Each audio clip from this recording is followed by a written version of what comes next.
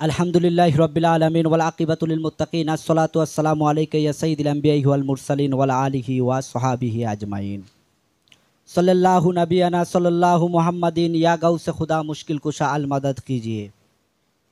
আজকের এই আমাদের মাসিক মাহফিল ও আল্লাহর প্যারা নবী ও রাসূল হযরত ঈসা রুহুল্লাহ আলাইহিস সালাতু ওয়াস সালামের শুভ আবির্ভাব দিবস।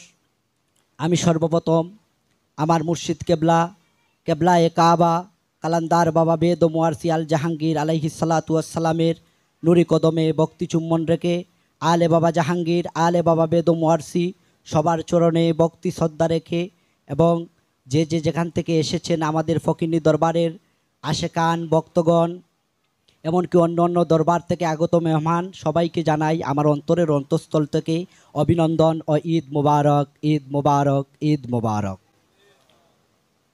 আমাদের প্রথমেই আমার মুর্শিদ কিবলা কালান্দার বাবা বেদ ও মুয়ারসি আল জাহাঙ্গীরের শান দিয়েই আমি শুরু করছি। মেরে মুর্শিদ ইয়া রাসূলুল্লাহ বেদম শাহ আমার দিয়ে সেই পথের দিশা করিও বব পার। এই বব কারাগারে আমি মোহমায়ায় বন্দি, ভুল পড়ে যায় আমার কি যে করেছি সন্ধি।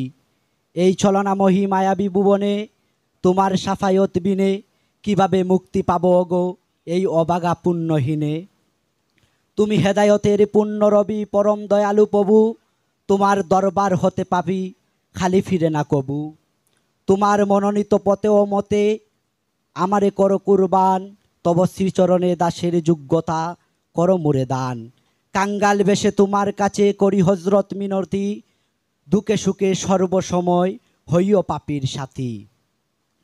আমি এখন এত সময় নফস এবং রুহ নিয়ে গুরুত্বপূর্ণ আমাদের আলোচকবৃন্দরা গুরুত্বপূর্ণ আলোচনা করেছেন। আমি কোরআনিক দর্শন থেকে কোরআন থেকে নফসের প্রকারভেদ নিয়ে কয়েকটা কথা বলতে চাই আমার কবিতার মাধ্যমে। নফস অর্থাৎ প্রাণ বা আমি কোরআনেতে পাই, সেই নফসের প্রকারভেদের আলোচনা করতে চাই। নফসে আম্মারা বা অশুদ্ধ নফস খান্নাসের ওয়াসওয়াসায় চলে, নিজ প্রবৃত্তির দাসত্বে যে নফস শয়তানের মালা গলে। ছয় রিপুর জালে আটকে তাকে মিথ্যা সুখের আসে, পাপ কার্যে আনন্দ পায় দুজকের অনলে বাসে।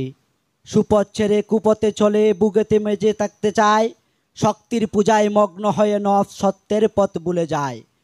কখনো ইবলিস কখনো খবিস মরদুদ নামে ডাকে কুরআনে, অধিক চাওয়া পাওয়ার আকাঙ্ক্ষায় হুতামা জাহান নামে তারে টানে। নিজ স্বার্থের জন্য ফাসাদ গোটায়, অন্যায় করে শক্তির বলে, এই স্বভাবে নফসগুলোকে বাই নফসে আম্মারা বলে। আমানুন নফস হলো নফসে লাউয়ামা বা সংগ্রামরত তাকে, শুদ্ধ হবার আপ্রাণ চেষ্টায় সে রাসূলকে দেনে রাখে। নিজের আমৃত্যের সাথে যুদ্ধ করে সিবগত আল্লাহর তরে, মুহমায়ার শিকল চেরার সে আপ্রাণ চেষ্টা করে। লোভ হিংসা অহংকার সে করতে চায় দমন, সকল মায়া চিহ্ন করতে সে নফস সন্ন্যাসে গমন। কখনো হারে কখনো জিতে এই জিহাদের ময়দানে, কত সাধক জয়ী হয় বাই তার গুরুর দয়াদানে। নফসালাউ আমার সাধক বাই জিহাদি আকবরী হয়, যে জিহাদে শহীদ নফসকে অমর বলা হয়। দেন সাধনায় মগ্ন হয়ে ত্যাগের জীবন গড়ে, নিজ আমিত্বে লাগাম লাগিয়ে জিন্দা মরা মরে। গুরুর আদেশ মতো সে নফস সালাত রোজা কুরবানি করে, গুরুর পূজায় মগ্ন হয়ে সদা অসাধ্য সাধনের মহল গড়ে। রুকুকারীদের দলে যে নফস সমর্পণে সামিল রয়, সেই সালাতি নফসের বাই নফসে লাউয়ামা বলা হয়।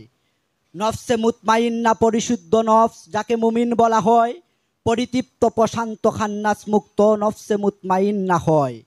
গুরুর দেনে ফানা হয়েছে গুরুতেই করে বাস, লামাকামে গমন তাহার বাই তৌহিদি সাগরে বসবাস। যুদ্ধ করে জয়ী হয়েছে তাই কোরআনে ঘোষণা সফল কাম, তার করবে আল্লাহর আরশ শান্তিপ্রাপ্ত নফসে আরাম।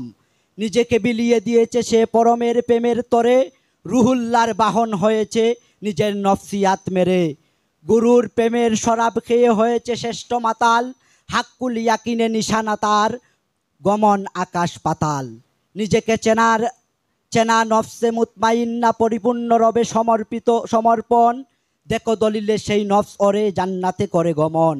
মুতমাইন্নাকারী নফসের কোরআনে কোনো ইবাদত নাই, স্বয়ং আল্লাহ তার সঙ্গে তাকে কোরআনে দেখিতে পাই।